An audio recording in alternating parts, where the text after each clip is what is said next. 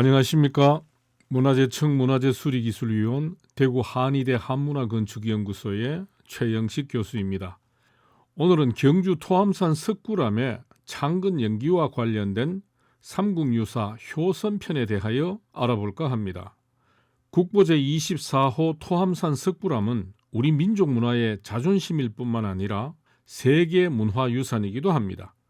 토암산 석굴암은 창건 당시 석굴사로 불렸으며 불국사와 독립된 별개의 사찰이었는데 조선시대에 이르러 불국사에 속한 암자의 하나로 석굴암으로 불리게 되었습니다. 석굴암의 창건 배경을 살펴보면 불국사와 석굴암에 대한 창건 연기를 전해주는 일연의 삼국유사 권5 끝부분에 기록되어 있는 효와 선행에 대한 효선편에 대성효 2세 부모 신문왕대 기록이 남아 있습니다. 효선편의 하나는 진정스님의 출가와 관련한 것이고 또 다른 하나는 김대성의 전생과 환생 및 불국사와 석불사를 건립하는 연기와 관련된 것으로 불교와 관련시킨 효에 대한 것인데 이는 항덕사지 할구공친 경덕왕대 즉 신라 제35대 경덕왕대에 향덕사지가 허벅지살을 베어서 부모를 봉양하였다는 얘기와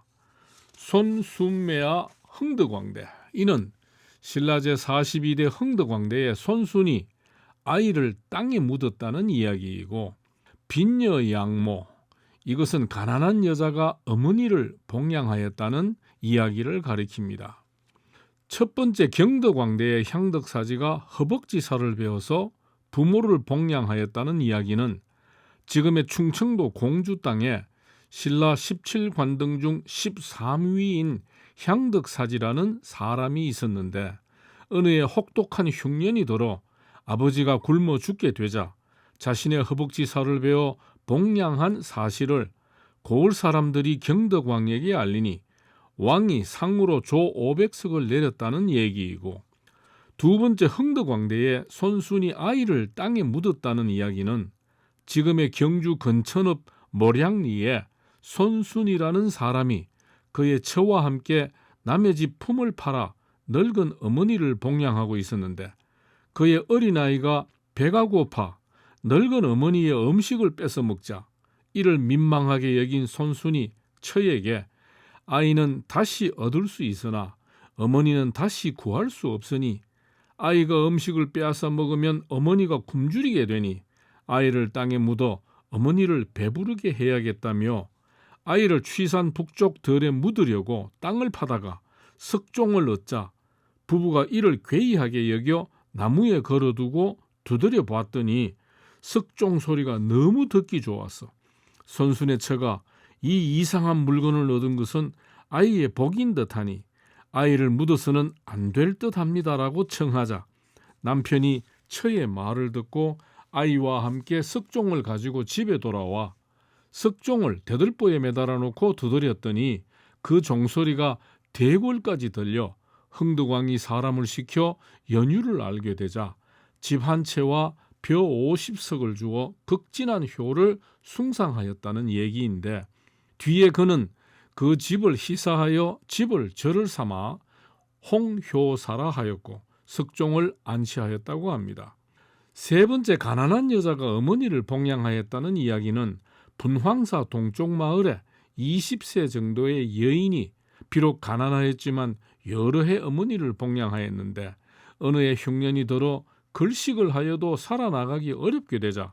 여인은 곡식 30섬에 자신을 팔아 그 곡식으로 어머니를 봉양하였다는 사실을 전해들은 화랑 효종랑이 곡식 100곡을 보냈고 여기서 1곡은 10마리므로 100곡은 1000말 즉 살 100가마니가 되겠습니다. 또 낭도들도 조 1000석을 거두어 보내주었다는 것을 전해들은 신라 제51대 진성여왕은 곡식 500석과 집 한 채를 여인에게 내리고 여인이 살던 마을을 표창하여 효양리라 하였는데 뒤에 여인은 이 집을 절로 삼고 절 이름을 양존사라 하였다고 합니다. 이상의 이야기들은 당시 신라 경주에는 수추로 밥을 짓고 35 금입택이 있었던 화려한 모습 이면에 서민의 삶을 이해하는 자료로 그 가치를 지니고 있습니다. 이러한 한국의 효사상과 경로사상의 설명을 듣고 1975년 당시 86세였던 영국의 역사가인 아널드 조지프 토인브는 눈물을 흘리면서 한국의 효사상은 인류를 위해 가장 필요한 사상이라면서 서양에도 효문화를 전파해 달라고 하면서 역사는 과거와 현재의 대화이다라고 했는데, 이를 삼국유사 효선편에 빗대어 본다면 첫 번째 이야기는 굶주린다는 이유로 아버지에게 인육을 먹인 것이 되고, 두 번째 이야기는 아이가 배가 고파 늙은 어머니의 음식을 빼앗아 먹어 어머니가 굶주린다는 이유로 아이를 땅에 묻으려 한 것은 아동학대에 해당될 것이고, 세 번째 이야기는 곡식을 받고 자신을 팔았다는 것은 곧 인신매매에 해당되는 것이니, 이 모두 지금 이 시대라면 엄청난 범죄 행위를 저지른 것이 됩니다. 하지만 삼국유사 효선편 당시에는 이들은 상을 받았습니다.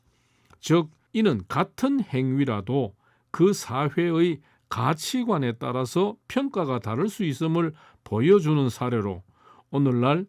역사가 평가할 것이다 라는 말을 함부로 해서는 아니 됨을 상기시켜주는 것 같습니다. 오늘은 석굴암 창건 연기의 비화로 삼국유사 효선편에 대하여 알아보았습니다.